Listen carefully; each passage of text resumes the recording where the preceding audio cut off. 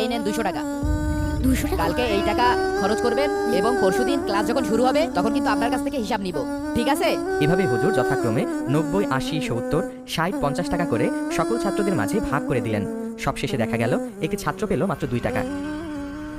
হুজুরের কথা মতো সেদিন সকল ছাত্ররা তাদের ইচ্ছা মতো টাকা খরচ করলো। আর যে ছাত্র 2 টাকা পেল সে ছাত্র 2টা চকলেট কিনলো। আসসালামু আলাইকুম। ওয়ালাইকুম আসসালাম। 1 টাকা 2টা চকলেট দেন তো। ঠিক আছে। আমি আপনাদেরকে যে টাকাটা দিয়েছিলাম সেই টাকার হিসাবটা এখন আমাকে দেয়া লাগবে। আলিফ, 200 টাকা কি করেছিলেন বলেন? হুজুর, আমি তো সব টাকা খরচ করে ফেলেছি, কিন্তু টাকার হিসাব মেলাতে পারছি না। হিসাব মিলাতে পাচ্ছেন না? না না আচ্ছা, আপনি এই গরম করার পরে ওঠেন, উঠে মনে করেন। করেন।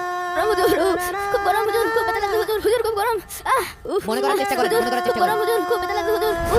হুজুর মনে পড়ছে না হুজুর, হুজুর মনে পড়ছে না হুজুর, হুজুর খুব গরম। এভাবে সকল ছাত্রদের কেউই তার সঠিক হিসাব দিতে পারল না, কিন্তু যে ছাত্রকে মাত্র 2 টাকা দেওয়া হলো। 2টা চকলেট খেয়েছে। তোমরা সবাই কি একটা জিনিস বুঝতে পেরেছো? এই যে যাকে আমি 200 টাকা দিলাম সে এই গরম করার পরে এসে হিসাব দিতে পারছে না, হিসাব দিতে কষ্ট হয়ে যাচ্ছে। 100 টাকা যাকে দিলাম তারও হিসাব দিতে কষ্ট হয়ে যাচ্ছে। তেমনই ভাবে এই দুনিয়াতে যার যার সম্পদ বেশি হবে কাল হাসরের ময়দানে তার জন্য হিসাব দেওয়াটা অনেক কঠিন হয়ে যাবে।